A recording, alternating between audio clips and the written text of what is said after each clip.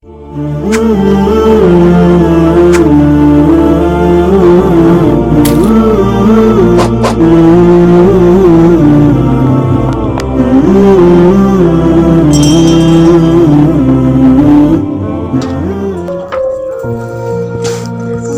hadratin Nabil Mustafa Sayyidina Rasulullah Muhammad ibni Abdullah wa ala alihi wa sahbihi wa man tabi'ahu wa mawalah wa likulli niyatin salihah. Al-Fatihah. A'udzubillahi minasyaitonir rajim. Bismillahirrahmanirrahim. Alhamdulillahirabbil alamin arrahmanir rahim maliki yaumiddin. Iyyaka na'budu wa iyyaka nasta'in ihdinas siratal mustaqim siratal ladzina an'amta 'alaihim ghairil maghdubi 'alaihim waladdallin. Bismillah, alhamdulillah, wassalatu wassalamu ala Rasulillah. La haula wala quwwata illa billah. Subhanaka la ilma lana illa ma 'allamtana innaka antal alimul hakim. Rabbi shrah li sadri wa yassir li amri wahlul 'uqdatam min lisani yafqahu qawli, amma ba'du. Alhamdulillah, segala puji bagi Allah. Pada sore hari ini kita masih diberikan kesempatan oleh Allah Subhanahu wa taala untuk kembali berhadir di rumah yang insya Allah penuh berkah ini. Dan dari sekian banyak orang yang beraktivitas pada sore hari ini, ternyata bubuhan pian yang dipilih oleh Allah Subhanahu wa taala, yang diringankan langkahnya, yang dilembutkan hatinya, sehingga bisa kembali berhadir di rumah ini dan bisa kembali mengulang pelajaran kita setiap minggu. Mudah-mudahan kada bulik kita daripada rumah ini, kada pulang kita daripada tempat ini, melainkan dosa-dosa kita diampuni oleh Allah Subhanahu wa taala. Dan yang mana memiliki penyakit disembuhkan oleh Allah Subhanahu wa taala, dan yang mana rezekinya sempit itu diluaskan oleh Allah Subhanahu wa taala. Ahibail kiram rahimakumullah. Pada minggu dahulu kita sudah membahas apa bekal yang perlu kita siapkan untuk menghadapi lamanya kita di alam kubur. Maka pada kesempatan kali ini kita akan membahas, kita akan mengkaji apa persiapan yang perlu kita persiapkan untuk menghadapi padang mahsyar. Jadi ketika orang berada di kuburan, maka akan dibangkitkan di padang mahsyar. Jadi umpah kita begana di kuburan, hari kiamat hari, nah itu akan dibangkitkan di padang mahsyar. Dan diceritakan di padang mahsyar itu manusia aja akan dikumpulkan seluruhnya, mulai Nabi Adam sampai manusia terakhir, mulai manusia pertama sampai manusia akhir zaman, itu dikumpulkan dalam satu tempat yang bernama padang mahsyar. Jar Nabi, di padang mahsyar itu keadaan manusia mereka akan batilanjang berataan. Nah, sehingga Siti Aisyah bertanya kepada Rasulullah, "Wajil Siti Aisyah, ya Rasulullah, mun jadi padang mahsyar itu orang batilanjangan berataan, apakah tidak sibuk salah seorang daripada mereka memandang aurat yang lain?" Pacang beli lihatan mau aja Siti Aisyah membetilanjang berataan. Maka Rasulullah Shallallahu Alaihi Wasallam menjawab, jar Nabi, "Ya Aisyah, dahsyatnya dan menegangkannya huru hara di padang mahsyar sehingga membuat orang tuh kada peduli lagi aurat antara satu dengan yang lain. Di hadapan betilanjang tadi dari heran memikirkan diri seorang masuk surga kah masuk neraka kah?"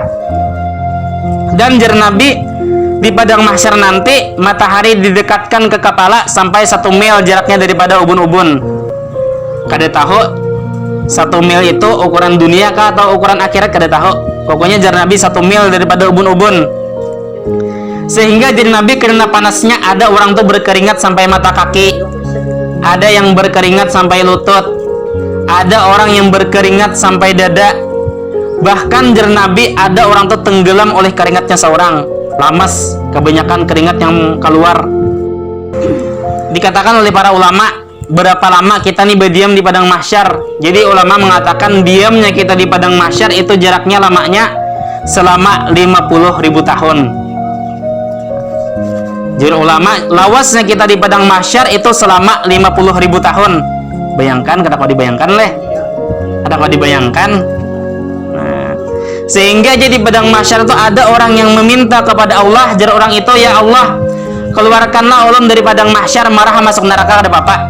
Asal keluar dari padang mahsyar, karena saking sakitnya, saking susahnya di padang mahsyar, sehingga orang yang di padang mahsyar itu beranggapan kadidak yang lebih sakit daripada padang mahsyar yang kadidak. Ini paling sakit nih, sakit pada neraka jar orang, padahal dibandingkan dengan neraka kada apa-apanya itu padang mahsyar. Nah, jadi apa persiapan yang perlu kita persiapkan? Karena kita semua pasti akan menemui padang mahsyar tuh. Lambat kadanya aja lagi. Kita sebenarnya yang meninggal. Ada yang lakas, ada yang kada. Bisa jadi pian baduhul meninggal ulun badudi. Atau dibalik bisa juga ulun badudi pian baduhul. Sama lena. Atau ulun baduhul umbaban pian. Semuanya pasti akan meninggal dunia dan akan menemui padang mahsyar. Jadi apa persiapan kita untuk menghadapi padang mahsyar? Jadi Rasulullah Shallallahu Alaihi Wasallam bersabda, "Sab'atun yuzilluhumullah fi zillihi yauma la zilla illa zilluhu." Ada 7 kelompok jar Nabi, ada 7 golongan di padang mahsyar nanti nang mereka tuh akan mendapatkan naungan daripada Allah, nang kadidak naungan kecuali naungan Allah. Nah, di antaranya adalah imamun adilun, seorang pemimpin yang adil. Baiknya adil dari segi hukum atau adil dari segi ekonomi. Contohnya adil dari segi hukum kayak Pak, baik misalnya yang tersandung hukum ini adalah rakyat bawah atau rakyat di atas itu sama diproses. Jangan ketika yang tersandung hukum ini rakyat biasa diproses, dan ketika yang tersandung hukum ini rakyat kalangan atas kali diproses. Nah itu ada adil ngarannya. Nah, atau adil dari segi ekonomi, ketika misalnya datang bantuan daripada pemerintah untuk rakyat, nah itu siapa yang berhak dibagi. Jangan nih yang dibagi nih kekeluargaan seorang aja. Itu kada adil ngarannya. Kenapa jadi dapat dana BLT? Oh bakal keluarga sekalinya lawan pemerintah. Nah atau nih aja yang dapat dana BLT ini dahulu suah memilih aku, dibecatat sekalinya nih siapa yang memilih becatat. Ini pacang nyaman jangan memilih aku nih, nah becatat ngaran sekalinya. Nah itu kada adil. Nah jadi orang yang kada adil kada akan mendapatkan naungan daripada Allah di padang mahsyar nanti. Kemudian orang yang mendapatkan naungan di padang mahsyar adalah wasyabun nasya'u bi ibadatillah, seorang pemuda yang itu tumbuh beribadah kepada Allah. Kenapa kada orang tua disebut? Karena kalau orang tua beribadah kepada Allah, rajin beribadah itu wajar.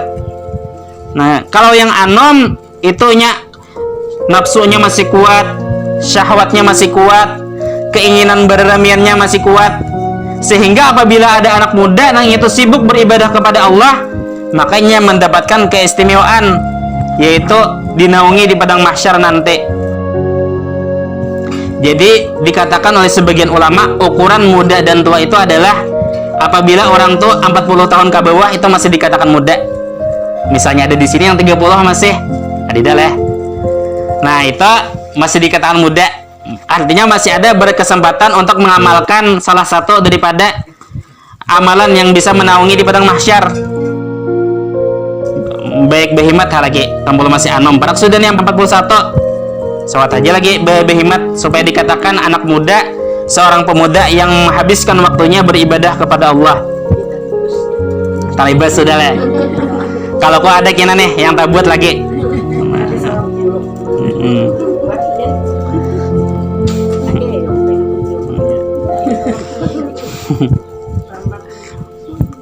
Jadi jar Nabi mengatakan gunakan masa mudamu sebelum waktu tuamu tiba. Artinya apa?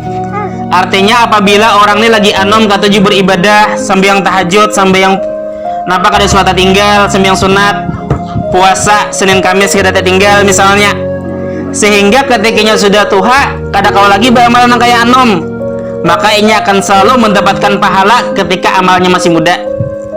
Nah, ketika yang muda kau beribadah sudah tua kada kau lagi tetap mendapatkan pahala. Cuma misalnya ada orang tua berucap cakanya aku anom hendak kayak juga aja, nah itu dibuktikan anomnya kayak apa? Mau lagi anom kada suah napa-napa, itu niatnya itu kada ada nilainya. Jadi jar Nabi gunakan waktu mudamu sebelum waktu tuamu tiba. Dan Rasulullah Shallallahu Alaihi Wasallam bersabda lagi, man ata alaihi arba'ina sanah falam yaglib khairuhu wa syarrahu falyatajahhaz ilan nar. Barang siapa jar Nabi umurnya sudah 40 tahun dan tidak bertambah kebaikannya daripada kejahatannya, maka hendaklah dia jar Nabi mempersiapkan diri untuk masuk neraka. 40 tahun sudah kali dia perubahan masih aja main buntut. Nah, ini dari Nabi, hendaklah ia mempersiapkan diri masuk neraka. Jadi sebagian ulama, sebagian tabi'in mengatakan usia 40 itu penentuan apakah kita masuk surga atau masuk neraka. Itu tanda. Misalnya di 40 sudah ada perubahan, itu tanda perubahan juga kita matinya kayak Pak. Nah.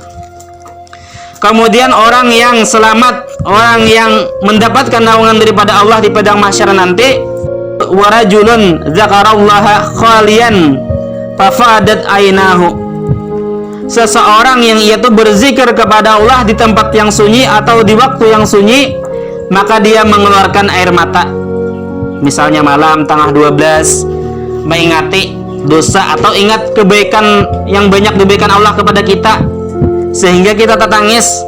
Nah, itu orang tuh akan mendapatkan naungan di padang mahsyar nanti. Jadi Rasulullah SAW mengatakan, ujar Nabi, ada dosa tuh membawa orang masuk surga. Jadi kada semua dosa tuh membawa masuk neraka. Ada jadi Nabi dosa tuh membawa orangnya masuk surga. Kayak apa kisahnya? Jadi orang tuh ada yang beramalan sambil tahajud tuh, ada orang setiap malam amalan sambil tahajud. Ada orang yang beramalan setiap malam membaca Al-Quran. Cuman ada juga orang nih bila malam ingin mengingati dosa lagi anom. Dahulu aku cuma merampok, tak tangis, mengingati dosa setiap malam kayak itu. Nah, ini dosa membawa pelakunya kepada masuk surga ngarannya. Nah, jadi orang yang menangis berzikir kepada Allah, baik mengingat dosa atau bersyukur akan nikmat Allah yang banyak, nah itu dia mendapatkan naungan daripada Allah di padang mahsyar nanti. Abdullah bin Umar berkata, meneteskan air mata karena takut kepada Allah itu lebih aku cintai daripada bersedekah 1000 dinar. 1000 dinar itu 2 kg emas, samiliar lah hitungan bahasa kita nyatu. Jadi Abdullah bin Umar menangis, meneteskan air mata karena takut kepada Allah lebih aku cintai daripada bersedekah 1 miliar. Kawan naik haji leh. Sekeluargaan naik haji. Artinya berzikir kepada Allah di tempat yang sunyi. Ibaratnya tuh laki aja udah tahu pada kita menangis malam. Nah, itu mendapatkan naungan di Allah daripada di padang mahsyar nanti. Ada kisah kalau seorang yang saleh setiap malam nih menangis, bini kada tahu. Padahal guring bimbe, guring betatai. Nah, laki dia menangis setiap malam mengingat berzikir kepada Allah. Nang bini kada tahu. Nah, itu yang harap. Jadi misalnya pian subuh melihat bental laki pina banyak pulaunya, jangan sozon dulu. Jangan sozon dulu. Barangkali lagi pian tuh menangis setiap malam mengingati dosa. Umurnya tahu liur pulang bertapa pulang aku aja jangan. Barangkali itu banyu mata laki kita yang menetes setiap malam. Sangat baik aja kita. Cuman jangan coba-coba dicium. Sampai sangat baiknya hilangin sangat baiknya. Jadi genakan aja, jangan dicium, genakan baiknya lagi kok. Menangis setiap malam kada berbadahan non dia kok. Nah, maka orang ini akan mendapatkan naungan di padang mahsyar nanti.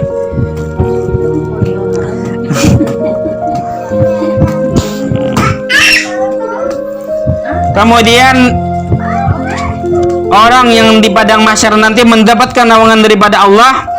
Warajulun tasaddaqa fa akhfaha hatta la ta'lamu shimaluhu ma tunfiqu yaminuhu. Jadi seseorang yang bersedekah secara sembunyi-sembunyi sampai-sampai tangan kirinya kada tahu apa yang diberikan tangan kanannya. Jadi ada kalanya kita tuh disuruh bersedekah secara terang-terangan. Terutama orang yang menjadi panutan itu disuruh bersedekah secara terang-terangan supaya diikuti oleh orang lain. Nah, apabila kita tuh bersedekah kemudian diikuti oleh orang lain, maka orang yang mengikuti kita dapat juga kita pahalanya. Misalnya kita bersedekah berterang-terangan sehingga yang lain mengikuti, bersepuluh yang mengikuti, kita dapat juga pahala orang yang bersepuluh tadi. Cuman ini ada risikonya. Kalau kita riya, kali ada nilainya lagi. Nah, cuman ada juga kita harus basic sedekah kita tuh secara sembunyi-sembunyi, nang orang kada tahu. Nah, maka barang siapa yang bersedekah secara sembunyi-sembunyi, orang kada ada yang tahunya, nah maka itu akan mendapatkan naungan daripada Allah di padang mahsyar nanti. Contohnya kan misalnya kita belanja Nah, angsulannya saya kurang. Nah, malah aja kita sedekahkan aja lemah hati ini kada usah dibuliki. Nah, itu termasuk orang yang bersedekah secara sembunyi-sembunyi. Bailang misalnya kalau makwitan ke rumah orang tua, kita ambil salibi orang tua, kita buati, kita tambahi duit, kada padahan kada. Nah, itu bersedekah secara sembunyi-sembunyi.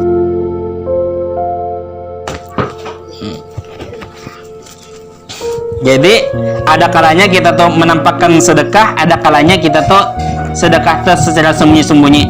Karena banyak di zaman dahulu kan, contohnya Ali Zainal Abidin, lain Zainal Ilmi, lain Ali Zainal Abidin. Itu setiap malam ketika meninggal dunia, pas hendak dimandii ada belar di bahu. Ternyata Ali Zainal Abidin nih setiap malamnya membawa karung, membagi-bagi sembako kepada rakyat. Nah, kada diketahui orang, kada tahu dikira pemerintah memberi. Cuman ketika Ali Zainal Abidin meninggal, kada lagi keluar sumbangan sedekah atau kada lagi. Akhirnya pembentuk Ali Zainal Abidin mengatakan yang setiap malam memberi buah nikam itu aja adalah nih si Ali Zainal Abidin nih. Nah, itu orang Bahari banyak yang mengamalkan nangka itu. Jadi bersedekah secara sembunyi-sembunyi itu padilahnya mendapatkan naungan Allah di padang mahsyar nanti. Sehingga nya kadida yang diharapnya, kadida orang memuji, kadida. Kemudian orang yang mendapatkan naungan Allah di padang mahsyar nanti, orang yang menjauhi segala yang haram karena takut kepada Allah, padahal dia mampu untuk maksiat. Kekuatan kawah aja masih, cuman yang memilih kada melakukan. Nah, karena takut kepada Allah. Nah, itu orang mendapatkan naungan di padang mahsyar nanti. Dan orang yang mendapatkan naungan di padang mahsyar nanti adalah orang yang menunda tagihan hutangnya atau membebaskan hutangnya daripada orang yang sedang kesulitan. Misalnya orang ada hutang lawan kita, padahal temponya sudah masuk, cuman jadi orang tuh kada berduit lagi. Nah, itu wajib hukumnya kita memberikan tempo pulang bahasa. Wajib hukumnya, kada boleh kita memaksa. Dan apabila kita sedekahkan itu lebih bagus lagi. Nah, itu mendapatkan naungan di padang mahsyar. Jadi malaikat Jibril berkata kepada Nabi, pahala sedekah itu dilipatkan 10 kali lipat. Dan pahala orang yang menghutangkan kepada orang lain dilipatkan 18 kali lipat. Kenapa jar Nabi lebih kenal menghutangi orang daripada bersedekah? Karena jar malaikat Jibril, orang yang berhutang itu lagi memerlukan, sedangkan orang yang kita beri sedekah belum tentunya memerlukan. Jadi orang yang menghutangi orang lain itu pahalanya dilipatkan 18 kali lipat lebih besar daripada bersedekah. Banyak lagi keutamaan orang yang menghutangi orang lain. Jadi kada perlu lagi kita mengambil keuntungan daripada orang yang berhutang kepada kita. Kada usah lagi, makanya kada boleh kita tuh mengambil keuntungan daripada orang yang berhutang kepada kita. Misalnya anak berhutang dia apa bunganya seini, itu kada boleh. Karena balasan yang diberikan oleh Allah itu lebih besar, banyak sudah balasannya. Makanya kada boleh lagi kita sama-sama untung kada apa juga aja.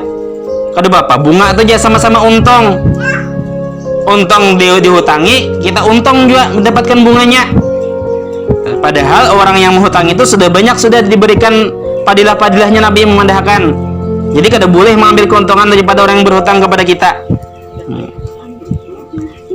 Amunnya bunganya sedikit tidak apa-apa juga aja, bunganya sedikit. Nah, itu ada orang yang mengatakan kayak itu. Soal belum berdebat. Mun bunganya sedikit tidak apa-apa aja. Yang kada boleh itu bila bunganya banyak ya. Bila bunga sedikit tidak apa-apa. Ini berbahaya. Kata-kata nang ini berbahaya. Amunnya kata-kata ini berkembang, amun makan babi sedikit kada apa-apa aja juga. Ini berkembang terus kina. Amunnya berzina sedikit kada apa-apa aja. Nanya berkembang terus. Itu kan dia yang berhutang berbunga. Atau kalau aja sama-sama rida, amal sama-sama rida itu kada apa-apa aja, sama hukumnya kayak jual beli. Sama-sama rida. Berarti amal berzina sama-sama rida kada apa-apa juga berarti. Nah, itu banyak. Cuman dia guru anu membolehkan dia berhutang berbunga itu yang membolehkan aja. Terserah aja ikuti hasidin enggak apa-apa. Ulun menyampaikan apa yang ulun belajar.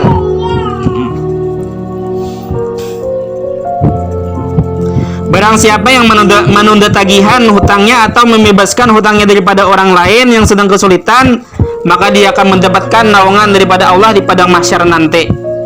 Makanya ada tiga amalan sunat yang pahalanya lebih besar daripada amalan wajib.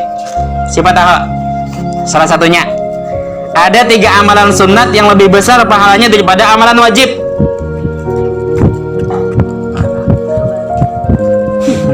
Tangguhnya adalah lokal ada yang bisa.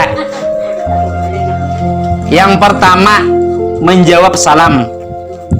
Mengucapkan salam. Kada yang pertama mengucapkan salam. Mengucapkan salam itu hukumnya sunat. Menjawab salam hukumnya wajib. Cuman mana yang lebih banyak pahalanya? Yang mengucapkan salam. Padahal mengucapkan salam hukumnya sunat. Yang menjawab wajib. Nah, cuman lebih besar pahalanya orang yang mengucapkan salam. Yang kedua, orang yang azan karena digaji. Orang yang azan karena digaji itu wajibnya azan tepat waktu. Nah, cuman orang azan karena digaji itu sunat hukumnya, ada wajib. Cuman pahalanya lebih besar daripada orang yang karena digaji azan. Yang ketiga, orang yang membebaskan orang lain daripada hutang. Misalnya orang ini ada berhutang lawan kita tunda karena kada mampunya bayar, kita tunda itu hukumnya wajib. Ini orang ini berhutang kepada kita, hendak kita tagih, aku ada mampu bayar belum aja, ayo minggu kaina ajar kita, itu hukumnya wajib karena ada mampu. Cuman kalau kita bebaskan, ayo aja berikan saja sudah aja, lapah menagih kita. Nah, itu hukumnya sunat, cuman lebih besar pada yang sunatnya daripada yang wajib tadi.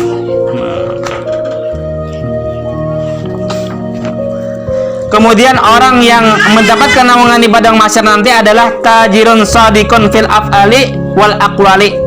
Pedagang yang jujur. Ini pedagang yang jujur mendapatkan naungan di padang mahsyar kayak Pak. Termasuk pedagang yang jujur itu adalah orang yang tidak memuji-muji barangnya. Kadang memuji barang-barang dagangannya. Barang kuni harat jene, barang impor ini aja. Nah, itu termasuk bukan orang yang jujur. Jadi orang yang jujur itu kadang memuji barang. Contohnya orang yang kadang jujur itu mengurangi timbangan. Kemudian yang jelek dikatakan baik. Bening masih benernya ini aja, padahal kada bening ada. Itu kada jujur berdagang. Kemudian mencampur jelek dengan yang baik sehingga semuanya terlihat baik. Berjual beres nang harat. Cuman supaya banyak ujungannya campur sedikit balas yang uho. Nah, sehingga kelihatan baik aja berataan. Ini kada jujur pedagang lainnya. Amun hendak tuh kita babadah, ini ngaranya banyak balas yang baik, nah cuman ulun campuri sedikit lawan yang tak uho. Nah, itu harus kita babadah kayak itu. Kemudian orang yang dinaungi di padang mahsyar nanti adalah kafilul yatim. Orang yang memelihara anak yatim.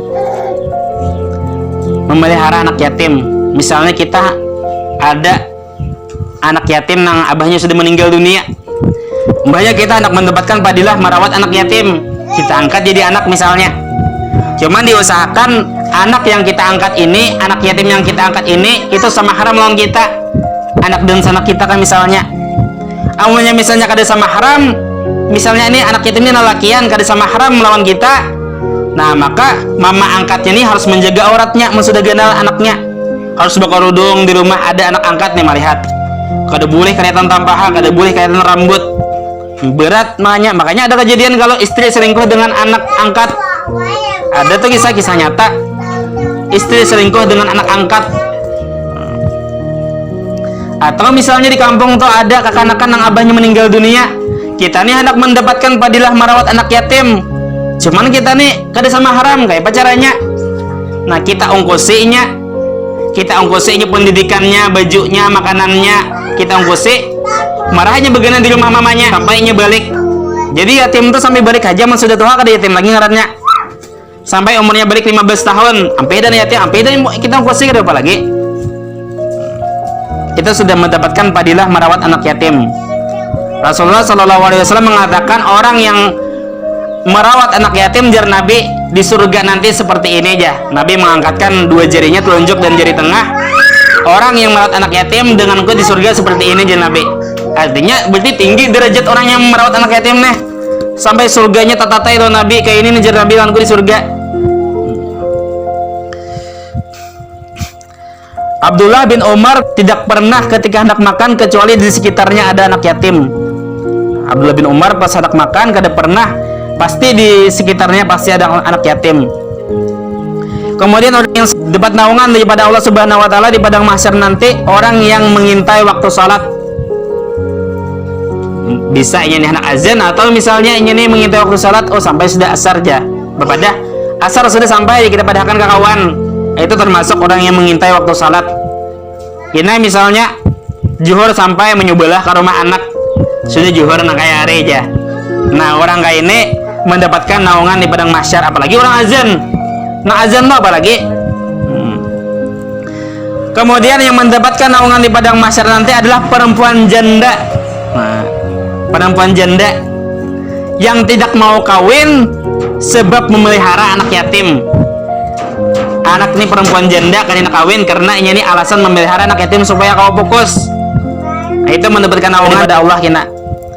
Kemudian di antara orang yang dapat naungan di padang mahsyar nanti adalah orang penuntut ilmu. Dapat pulang nih penuntut ilmu, bekal menghadapi alam kubur. Salah satunya apa? Orang yang selamat daripada fitnah kubur, orang yang mati di jalan Allah, termasuk orang yang menuntut ilmu. Kemudian persiapan lamanya kita di alam kubur, termasuk juga ilmu yang bermanfaat. Sekalinya di padang mahsyar ilmu ini berperan pulang. Cocok kayak banyak orang yang kuliah menuntut ilmu, padilahnya luar biasa juga yang diberikan kepada Allah. Nah, padilahnya luar biasa, godaannya luar biasa juga. Jadi kan di padang mahsyar nanti kan keadaan berdilanjang. Jadi sama keadaan di dunia itu di padang mahsyar. Di dunia orang perlu makan, di padang mahsyar perlu juga makan. Di dunia perlu minum, di padang mahsyar perlu juga minum. Nah, jadi salah satu amalan persiapan menghadapi padang mahsyar, kita suka bersedekah makanan kepada orang lain. Kalau kita bersedekah makanan kepada orang lain, di padang mahsyar kita pacang diberikan Allah makanan. Dan orang yang suka memberi minum waktu di dunia, di padang mahsyar ini akan mendapatkan minuman. Dan ketika di dunia ini ketujuh memberikan pakaian kepada orang lain, nah di padang mahsyar ini akan kada bertelanjang. Kada bertelanjangnya di padang mahsyar.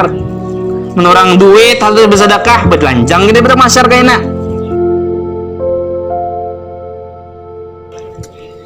Jadi yang dimaksud persiapan padang mahsyar, kita memberikan minum, memberikan makanan kepada orang lain, mbahnya di padang mahsyar kita diberikan makanan minuman, itu kita waktu di dunia kadang mengharap imbalan apa-apa.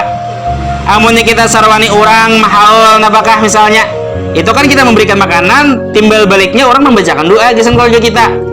Ini murni kita berikan makanan kadida, timbal baliknya tidak. Inilah aku jangan beri makanan kayak kamu doakan aku lah supaya kawat naik haji kan aja. Nah itu katanya ada timbal balik. Ini kan mendapatkan padilah, cuman di padang mahsyar kada dapat padilahnya. Cuman pahala dapat. Cuman di padang mahsyar tetap kada dapat padilahnya. Nah, jadi setelah padang mahsyar apa pulang tahap berikutnya? Jadi ketika kita sudah di padang mahsyar, maka tahapan berikutnya adalah dihisab di hari kiamat. Nah, dihisab pulang. Ini perlu pulang amalan untuk menghadapi hisab di hari kiamat. Nah, insya Allah minggu kaina pulang kita bahas pulang apa persiapan untuk menghadapi yaumul hisab. Kemudian kita lanjutkan pulang, kita pikir siapa ingat terakhir membahas apa kita? Ada kayak ingat? Yang terakhir kita membahas memandikan jenazah lah.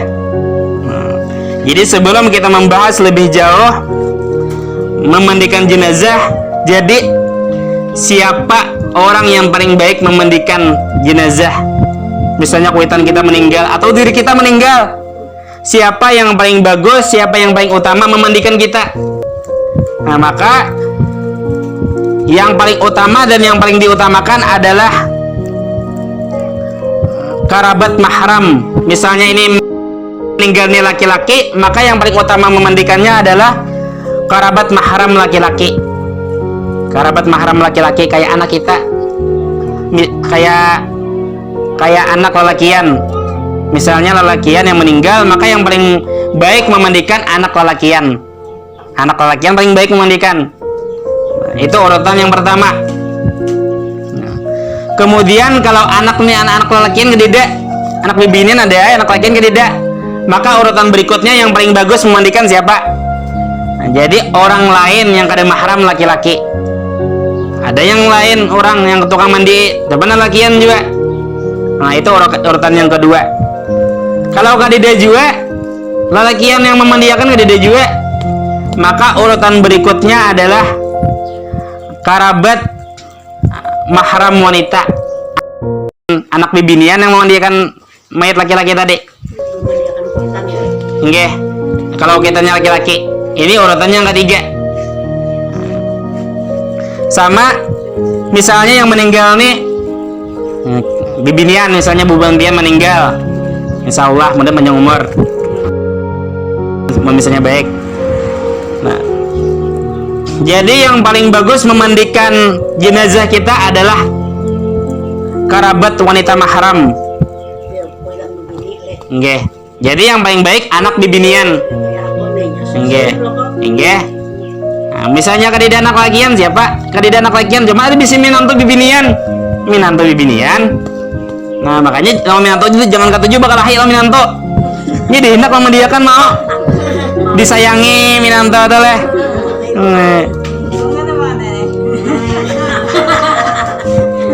Menyinggung, kadida menyinggung bang ngolan nah. Kadida menyinggung, kadida hawalan. Dasar banyak kejadian kayak itu. Iya. Enggak ada Pak. Enggak ada Pak. Jadi yang paling baik kalau kadida anak bibinian, minanto bisa. Minanto bibinian. Nah, kemudian urutan yang paling baik yang kedua tukang mandiin yang bibinian. Siapa tukang mandi bibinian? Nini juga kah? Enggak. Kemudian kalau kadida juga yang terakhir adalah anak laki-laki. Anak laki-laki yang kadida minanto kadida bibinian, maka anak laki-laki. Enggak. Anak laki itu urutan yang paling urut sudah, yang urutan yang ketiga. Enggak. Enggak.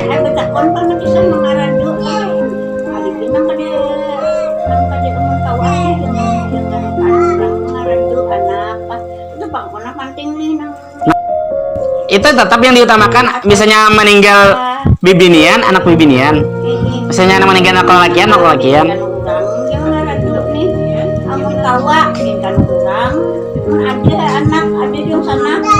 Iya. Ini kan urutan masalah utama atau kada utama, bukan masalah haram wajib kada. Misalnya kadida anak lelakian, kadida anak bibinian, anak lelakian kada bapak, cuman urutannya paling bawah. Mangaradu tadi juga sama aja juga mandi. Cuman tetap yang paling baik misalnya kadida anak bibinian, tetap yang tukang mandi bibinian nang orang lain. Iya. Misalnya ada minanto. Amun sak keluarga yang juga periksa sagodong sanakan anak bibini bertiga mandi ya Pak. Itu bagus benar ya. Itu bagus benar. Itu kan yang pertama tadi.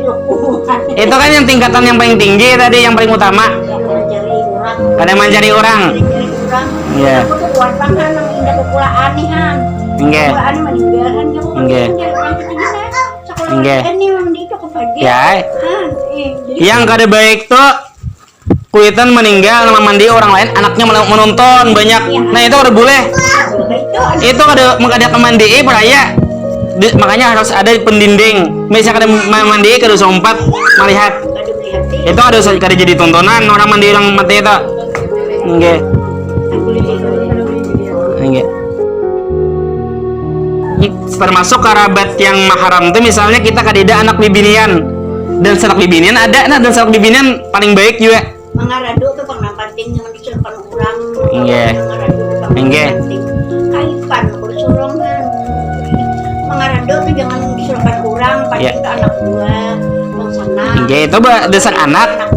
Anak, cuman kan kalau nya kadida anak bibinian kerabat dan sanak bibinian kadeda juga tukang mandi bibinian baik daripada anak lalakian pulang. Terpaksa ayah tadi dia. Enggak, daripada anak lakian cuman omongnya anak lakian hendak bertanggung jawab asam rasa bertanggung jawab kada apa-apa juga. Cuman urutannya yang ketiga. Urutannya yang ketiga.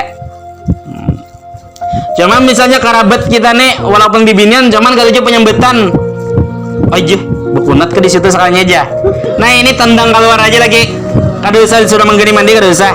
Ini tendang keluar aja lagi. Ada beli panggil ini orang mandi orang kayak apa gitu. Harus orang mak bisa menjaga mulut, harus bisa menjaga rahasia, menjaga mulut. Enggak.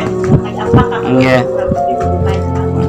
Dan orang yang memandi orang mati ini harus tetap menjaga supaya kita ini kada melihat aurat. Cuman yang perlu dicatat apabila yang meninggal ini misalnya yang memandi ini kerabat laki-laki mahram sekaligus kerabat wanita yang mahram. Jadi bibinan lakian umpat mandi. Karena kan kerabat wanita mahram dan kerabat laki-laki mahram bisa jadi antara mereka itu ada mahram. Contohnya misalnya kai meninggal, nang cucu hendak mandi. Jadi kan ada cucu lakian, ada cucu bibinian. Ini cucu badataan ini kan kerabat mahram daripada kai. Nah cuman kan di antara mereka ini kada mahram, boleh kawin sepupu sama sepupu. Nah ini perlu dijaga jangan sampai membuka aurat. Karena kan orang memandi itu kan bisa tersingkap aurat, apakah kerudung terbuka, lengan tersingsing. Nah makanya hendaknya jangan bercampur. Terserah aja mah anak sepupu bibinian aja. Anak sepupu lalakian betunggal aja. Karena kalau nya bercampur itu bisa tersantuh-santuhan, terjejepayan, bisa. Nah, enggak. Itu perlu dijaga di situ. Sayang lawan pakaian nih sepupu nih kompak berdataan mandi pakaian. Cuman sepupunya ada bibinian ada lakian. Nah itu harus perhatian. Mun kawa jangan kayak itu. Amonnya tetap hendak juga harus menjaga. Itu yang perlu dijaga. Jangan bertunjulan anak nih. Laki anak bibinian sama ada anak dua bibinian bertunjulan. Nah, pian aja nyebini ikam aja. Bertunjulan kena tanah berebut. Iya. Mandi bertunjulan tanah berebut. Nah ini kan cocok. Nah jadi itulah urutan keutamaan yang mana yang berutama memandikan jenazah. Itu yang pertama kan anak. Kalau yang mayat laki-laki anak laki-laki atau dan sanak laki-laki yang memandikan.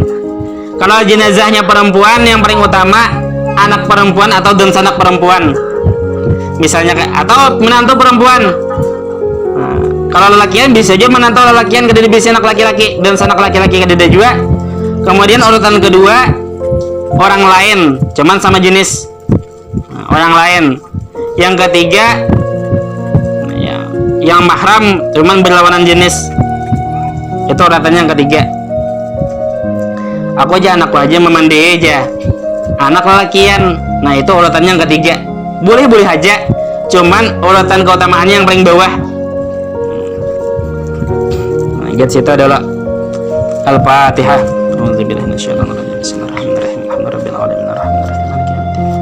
Iya karena aku dia akan stain di nasratul mustaqim siratal ladzina an'amta alaihim ghairil maghdubi alaihim waladdallin amin.